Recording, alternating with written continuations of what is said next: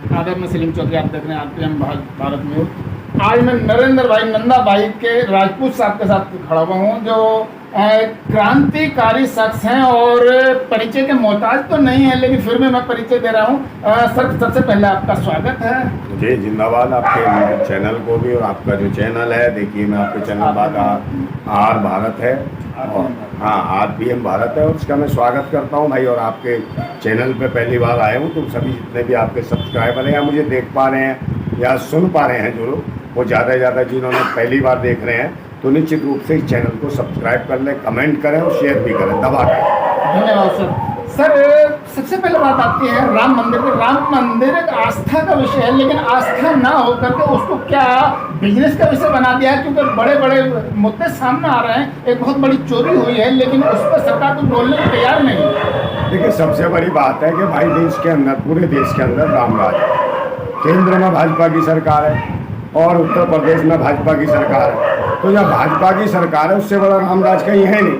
और जब उत्तर प्रदेश में रामराज है, तो रामराज के अंदर अगर भगवान राम, श्री राम के घर में डाका पड़ जाए, चोरी हो जाए, उनके मंदिर में सारा धन लूट लिया जाए, तो निश्चित रूप से ये सवाल तो खड़े होते हैं कि रामराज में, राम राज में इस राज को चला कौन रहा है? योगी जी चला रहे हैं, मोदी जी चला रहे हैं, या फिर स्वयं प्रभु राम चला रहे हैं? तो प्रभु राम के ऊपर तो सवाल उठते हैं। सबसे पहले मैं उन पंडितों को, उन पोंगा पंडितों को याद करना चाहता हूँ।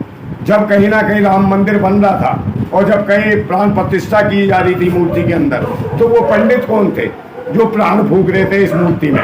हो सकता है प्राण ठीक से नहीं फूके हो, भगवान श्री राम के प्राण सही तरीके से उनके अंदर समर्पित ना हुए हों, और वो पत्थर की मूर्ति पत्थर की रह गई है। अगर सही तरीके से प्राण फूके होते तो ये चोर लुच्चे लफंगे जो ढाका डाल रहे हैं, प्रभु राम पकड़ लेते और पुछवाड़े में मार देते इनके तीर, और बिखर जाती इनके खीर, पकड़े जाते। सर, आप एक बहुत बड़ी बात कह रहे हैं कि प्राण प्रतिष्ठा हो सकता है, प्राण प्रतिष्ठा सही से नहीं हुई हो, प्रभु श्री राम के मंदिर से चोरी होना, राम जी के सामने से राम का जो पैसा है या दौलत है उसको चुराना बड़ी हिम्मत की बात है, और उस पर सरकार में कोई भी बोलने को तैयार नहीं है। ना तो उत्तर प्रदेश सरकार, ना ही केंद्र की सरकार कोई भी बोलने को तैयार। सरकार क्या है, उत्तर प्रदेश सरकार क्या है?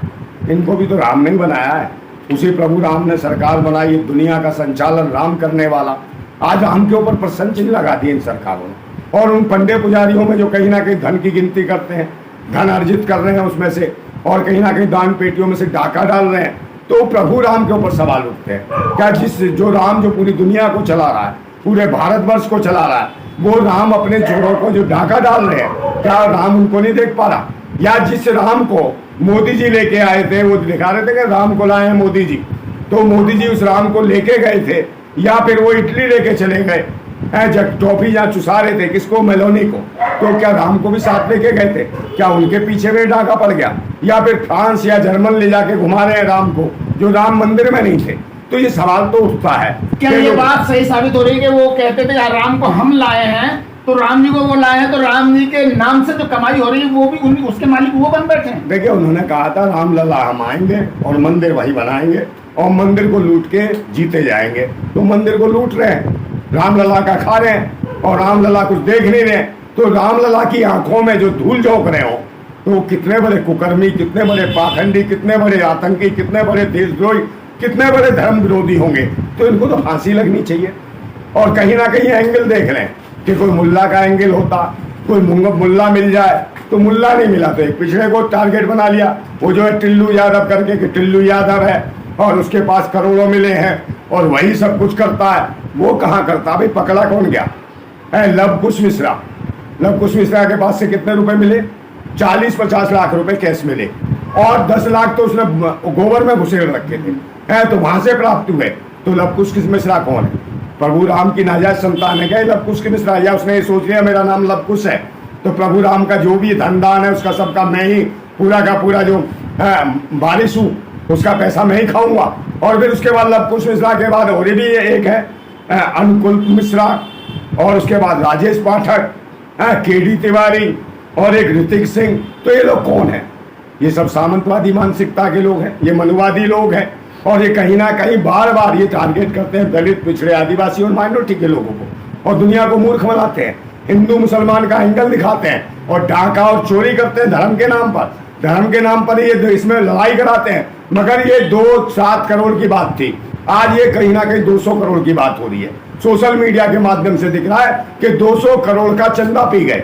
और कौन है भाई इस ट्रस्ट का जो मुख्य? कौन है? चंपत राय। उसका तो नाम ही चंपत राय है, वो तो खुद भगवान को चंपत लगा रहा, उसके यहाँ ढाका डाल रहा है। और ये चंपत राय ने वही था कि 3 करोड़ की जो भूमि खरीदी थी राम मंदिर के लिए किसी की, तो उसको 23 करोड़ की बताया था कि 23 करोड़ की खरीदी है, तो उसमें ये 20 करोड़ खा गया। तो ये कौन है? ये आरएसएस का, ये आरएसएस का पालतू है, मोदी जी का खास है। इसमें एक बात और आती है, देश में बहुत सारे जो हिंदू संगठन बने हुए अपने आप को सनातनी बताते हैं, और सनातनी होते हुए भी वो संगठन एक भी आवाज उठाने के लिए तैयार नहीं है इसमें। बिल्कुल एक भी नहीं आएगा उनमें से दल्ला, वो दल्ला कोई भी नहीं बचाएगा हल्ला। और लुट गया प्रभु राम का गल्ला, भूतने के दल्लो सुधर जाओ, नहीं तो तुम्हारा उतरेगा भूत, तुम्हें पड़ेंगे जूत, और निश्चित रूप से तुम्हारी माँ की जिंदाबाद हो जाएगी। हाँ, क्यों नहीं बोल रहे ये सनातनी संगठन? क्या बात है, क्या दबाव में है, या इनको भी कहीं ना कहीं लालच है? नहीं, ये सब तो धर्म के नाम पे तो खाते हैं, गाय के नाम पे खा रहे थे, जगह जगह पकड़ते थे गाय को, और गाय की दलाली करते थे। और सभी जान रहे कि उत्तर प्रदेश में सबसे ज्यादा बीफ निर्यात हो रहा गाय का।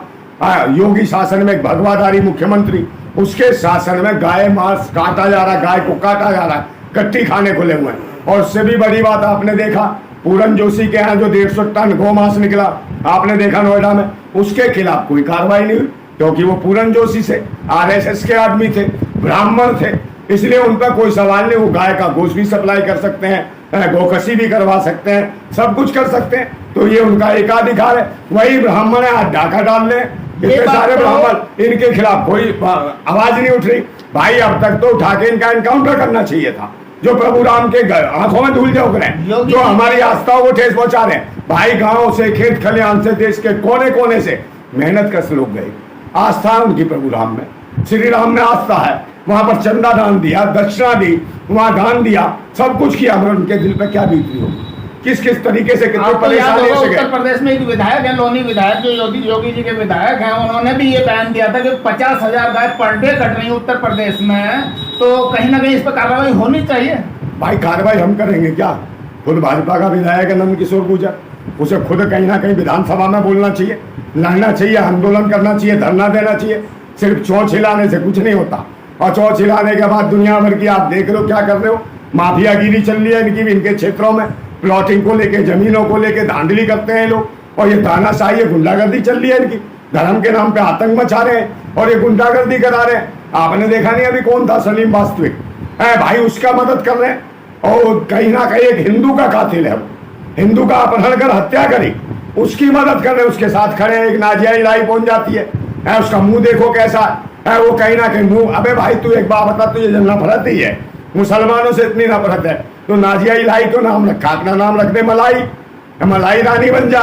तो नाजिया इलाही के नाम मुसलमान के नाम से खा रही है, थूत हिला रही है और बकवास कर रही है। तो ये सब पालतू है, चाहे सलीम वास्तविक हो, नाजिया इलाही हो, और जिस प्रकार का माहौल चला रखा है, हमें तो हमारी आस्थाओं को ठेस पहुंची है।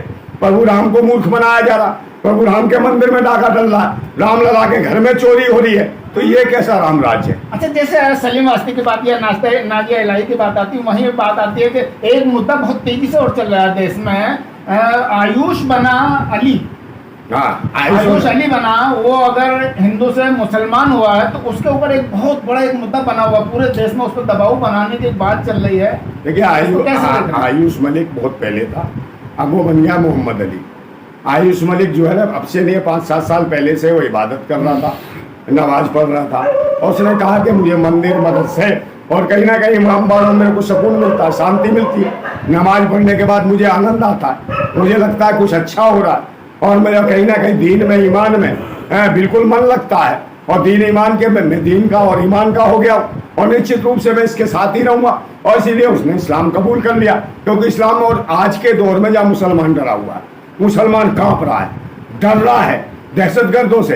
तो एक बात बताइए, किसी हिंदू जाट को कोई मुसलमान कैसे बना देगा, कैसे धर्मांतरण करा देगा?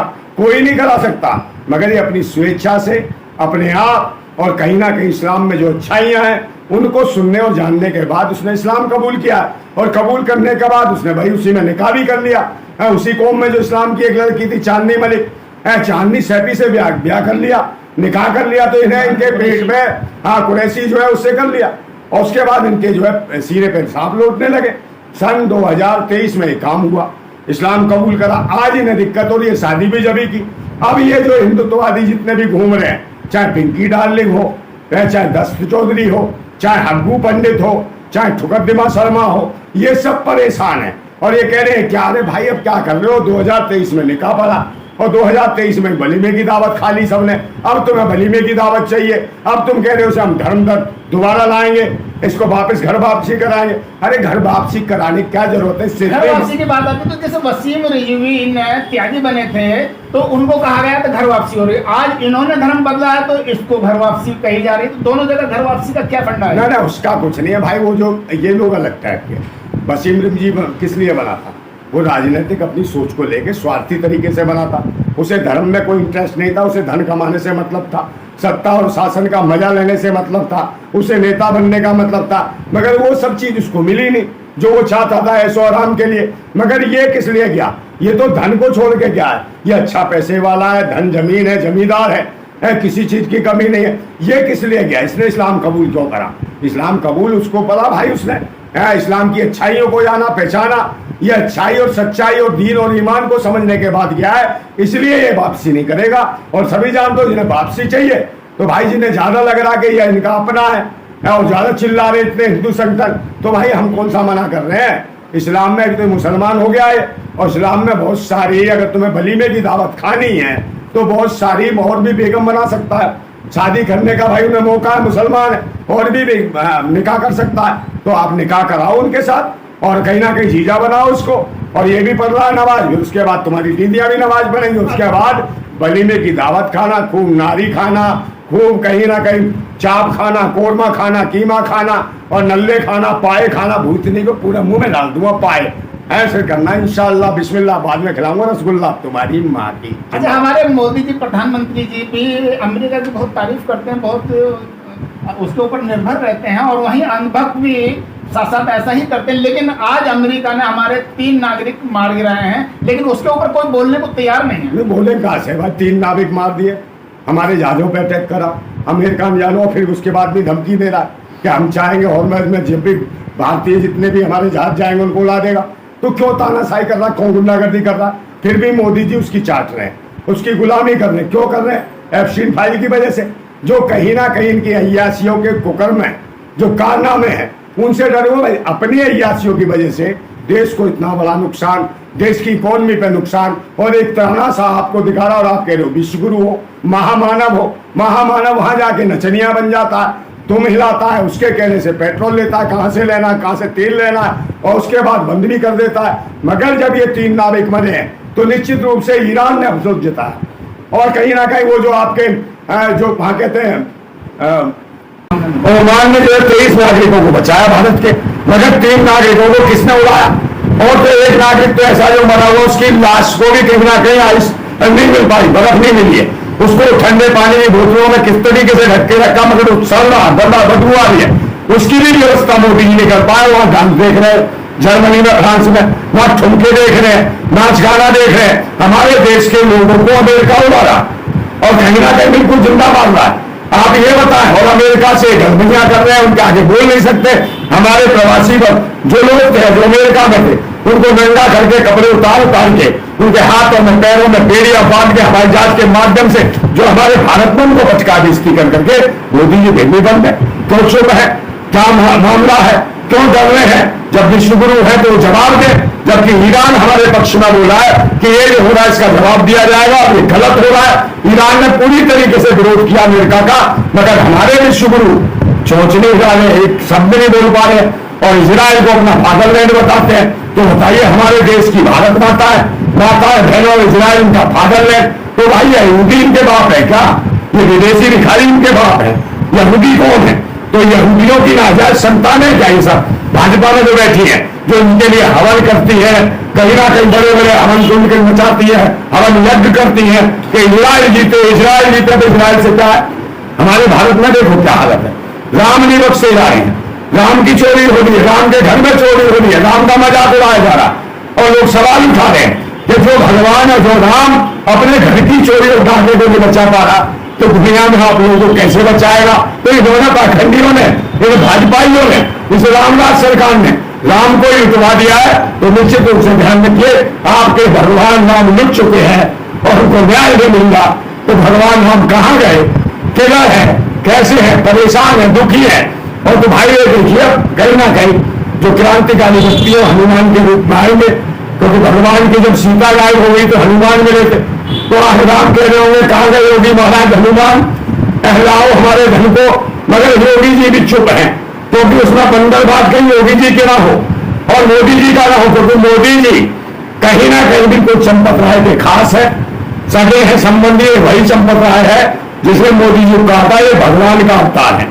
तो मोदी को भगवान का अवतार बताया। हमारे चैनल के माध्यम से कोई मैसेज देंगे देश की जनता को? मैसेज यही है भाई, जितने भी लोग हैं आस्था रखिए, मंदिर में रखिए, भगवान में रखिए, किसी भी मंदिर में जाइए, आप फूल चढ़ाइए, पैसा मत चढ़ाइए, ना धन चढ़ाइए, ना दौलत चढ़ाइए। देख लीजिए कितने पाखंडी आस्थावान, एक भी भूतनी का अंधा पंडा वहां भिखारी नजर नहीं आएगा, सब गायब हो जाएंगे। आप सिर्फ फूल चढ़ाइए, ईश्वर को आस्था, आपका फूल से खुश हो जाएगा, आपके धन से भी, पैसे से भी। ये धन और पैसा पाखंडियों के काम आता है, भगवान के काम नहीं आता। जिस भगवान ने पूरी कायनात बनाई हो, ये दुनिया बनाई हो, उसे आपके पैसे की क्या जरूरत है? उसे के तो आपके फूल से भी खुश हो जाएगा। तो निश्चित रूप से आप फूल चढ़ाइए। अगर धन चढ़ा रहे हैं तो इसका मतलब डकैतों, चोरों, पाखंडियों को मौका दे रहे हो अय्यासी करने का, मौज मस्ती करने का, गोश और मांस खाने का। इन पाखंडियों से बचो, और गोश खाने के बाद, मांस खाने के बाद उसको भी कह देंगे ये मिठुन है, मिठुन है, इसमें प्याज नहीं है, लहसुन नहीं है। और हरी मिर्च डाल के खा रहे मच्छी को भी मिठुन बता देंगे, शाकाहारी। तो ये है वो, और ये वो बात करते हैं कि हमें ब्रह्मचारी, और निश्चित रूप से कर रहे हैं मंदिरों के अंदर। ये है बलात्कारी, बलात्कारियों से समाज को, देश को, राष्ट्र को, माताओं, बहनों, बच्चियों को, इस संविधान को जो तार तार कर रखा है, इस संविधान को बचाना है, लोकतंत्र को बचाना है। लोकतंत्र और संविधान को बचाना जरूरी है। और लास्ट में एक बात और कहता हूं कि ये धर्म मजहब के पाखंड का जो धुआं सा उठ रहा है, ये जो धर्म मजहब के पाखंड का जो धुआं सा उठ रहा है, कहीं मेरी भारत माता घुट तो न जाएगी, कहीं मेरी भारत माता घुट तो न जाएगी। और ये जो भगवा सी लपटें उठ रही है, कहीं मेरी भारत माता जल तो न जाएगी, कहीं मेरी भारत माता जल तो न जाएगी। और हम क्रांतिकारी है, दिल में आग और हाथ में क्रांति की मसाल रखते हैं, दिल में आग और हाथ में क्रांति की मसाल रखते हैं। वो भगवाधारी भड़बो ततैयो, तुम क्या मेरी भारत माता को जलाओगे? अगर क्रांतिकारी की मसाल के आगे आ गए तो जल के राख और खाक हो जाओगे। इसलिए मैं कहता हूं उसमें आ जाओ। और फिर एक और बात कह देता हूं कि भाई जो जुर्म को ही दरिया दिली बताता है और जुर्म करने के बाद मुस्कुराता है, अब उसकी मुस्कुराहट से चिढ़ने लगे हैं लोग, क्योंकि वो गैरों के आगे तो मिलाता है, वो इजराइल को अपना पाप बताता है। जिंदाबाद। बेबाकी से बात करने के लिए मेरे साथ थे फौजी नरेंद्र नन्ना भाई राजपूत साहब मेरे साथ थे, जो मेरे हर सवाल का बड़ी बेबाकी से जवाब दे रहे थे। कैमरामैन जाकिर के साथ मैं सलीम चौधरी, आपने भारत न्यूज दिल्ली।